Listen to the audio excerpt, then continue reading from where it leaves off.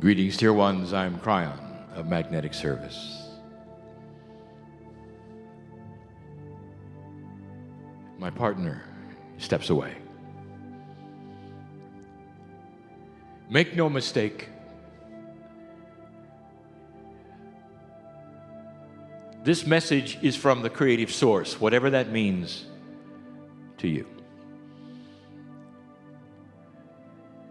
Channeling can come from many places and many sources, depending upon the filters, the veil, awareness, experience. But it all starts at the creative source. How the information gets to the human being in its purity, in its emotion, in its accuracy, in its joy, in its profundity, how it does that is up to the human being. And this is why you see so many variances, so many ways. My partner talked to me about the event he just gave you. There was a time when he wondered whether he was doing it right. He saw others who were able to stand up, walk the stage and not fall over, open their eyes. And it's not his way. He didn't tell you the time that he tried to open his eyes during channel and had to stop. And the reason was this. Part of his process is to know who's here, because I show him. I want him to talk to those who are here, not to seats, to hearts. And some of you know that, some of you feel it. And when he opened his eyes, what he saw were some of the brightest colors and lights he'd ever seen. And he had to stop. It took his breath away.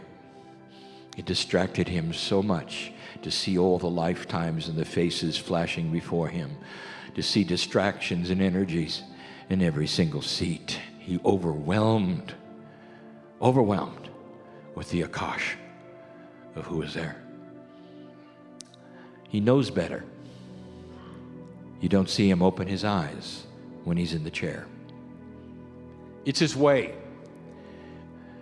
And it's my way. And so this partnership that we have shapes how he channels and how you perceive what he gives you. Channeling is a multi-dimensional interpretation. Spirit does not use human language. Spirit does not use human language. Spirit uses the language of light. Multi-dimensional, not linear. No verbs and adjectives, nouns, none of that. Nothing. Spirit speaks often in metaphors, in quatrains. It took my partner years to make it look like there's a steady stream of English that is meaningful to you. He is still interpreting to this day, except now it's part of him. When he started, and there is a record of this, I didn't do anything different. I gave him the beauty of the messages, and it confused him. He thought he had to remember it and give it back as a human. He didn't understand the meld that has to take place. You have to be part of the creative source.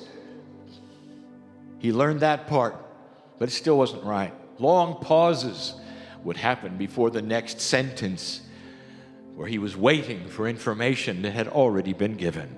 His filters were in place. He had to understand that. Get out of the way. Don't think about it. Don't intellectualize. Don't be afraid. Don't be afraid. I can remember the first time he got it. He hasn't told anybody about this. You don't want to. Because it shows his fear. It's embarrassing for a human being, especially a teacher, to stand in front of an audience and tell them how afraid they are. When he realized what he had to do, he was afraid. In order to be pure, he had to step literally into the wind of birth and death, the comings and goings of souls, and he saw it. He could see the light at the end of the tunnel, and he was afraid he was dying. He knew it. He could feel it. He knew that feeling. He died before. You all have. You know the feeling. And when it happens again, for a moment or two, the human body will be afraid, and then you will remember, and you'll celebrate. And the light will take over, and you'll know who you are as a part of the creative source. He had to go to that place and stand there and wait. I gave him a tether, silver tether, so that if he was pulled to the light, he couldn't go there. All he could do was watch.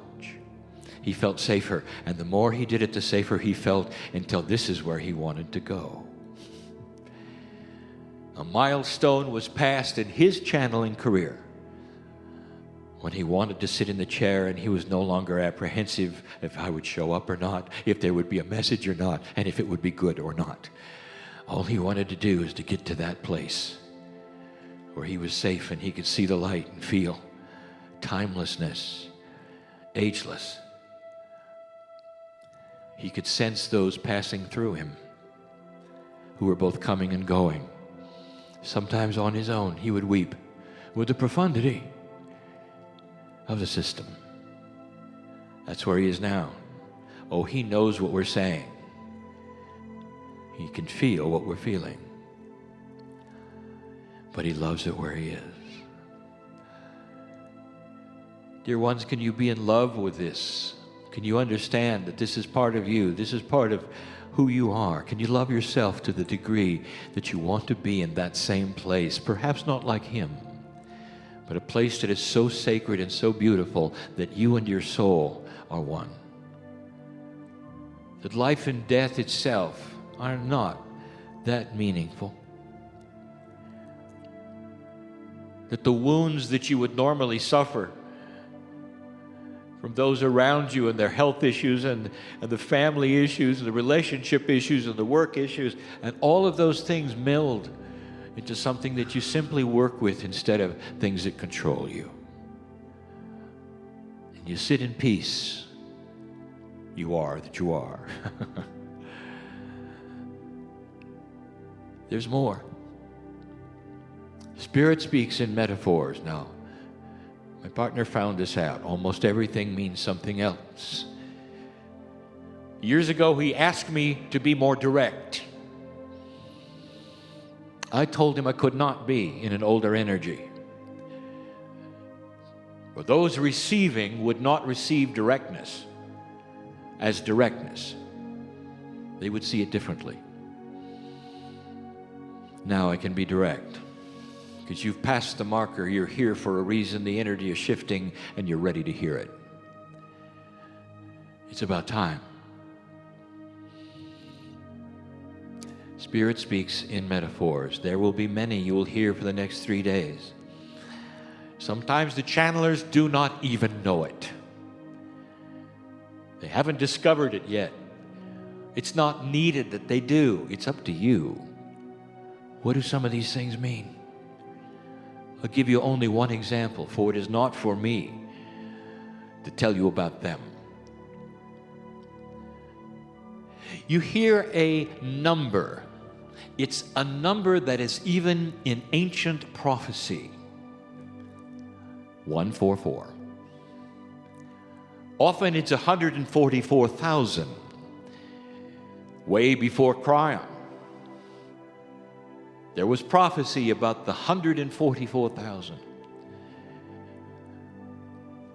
I have given you information about a number called 9944. There are others who will sit on the stage telling you about 144 things.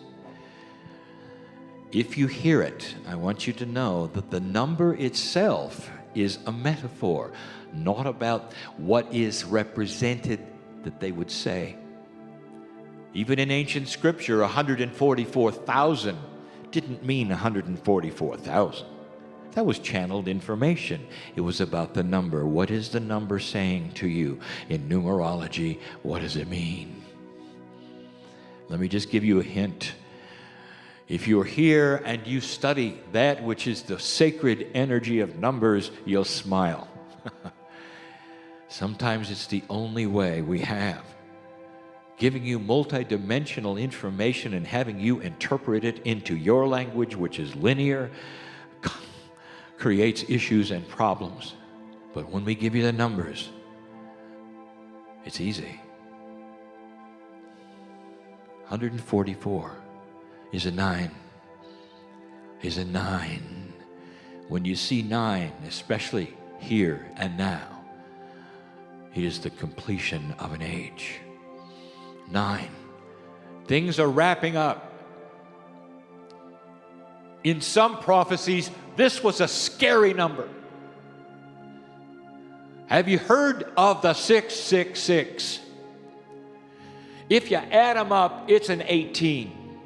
If you add that, it's a completion of an age. It's not scary. It's not evil. It's a sacred information. You're closing an old energy, and with that old energy, there is darkness, there is evil, there is an unbalance, there is inequity.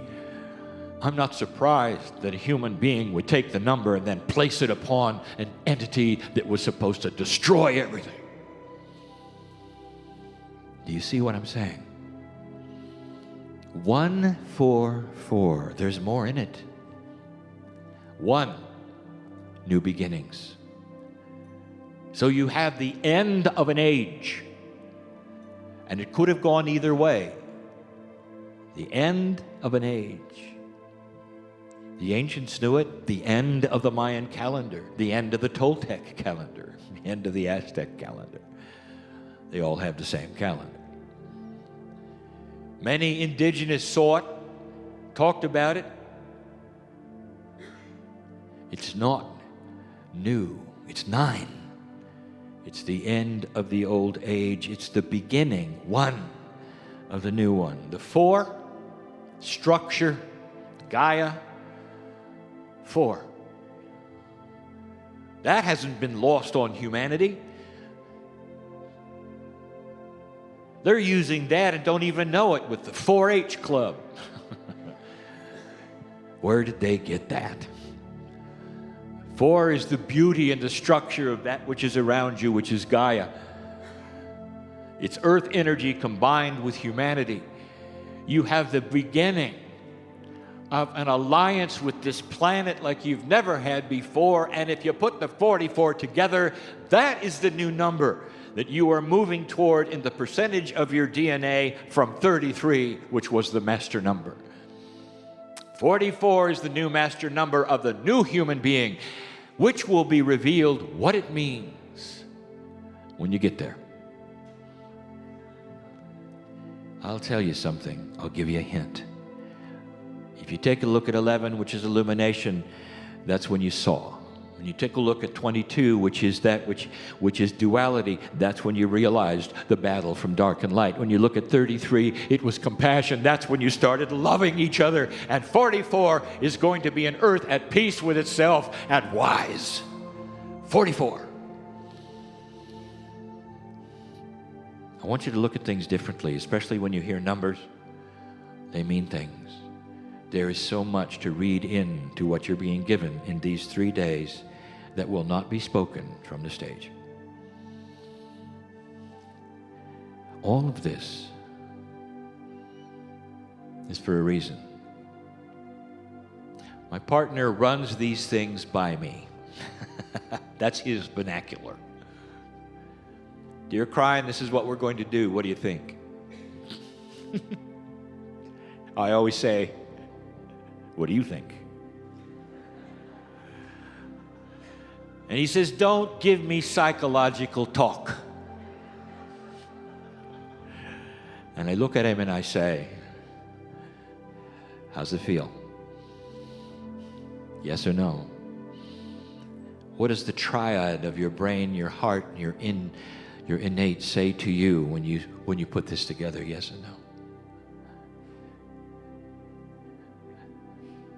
Cryon, is this a disaster? Should we not do this? Is there going to be conflicting information? And I said to him, love does not conflict itself. Love does not conflict itself. Love does not puff itself up. Love is gentle. Love does not give you one message and then take it away. Listen with love. Discern. And don't ask God if it's right, because you are God. Have a nice day. And so it is.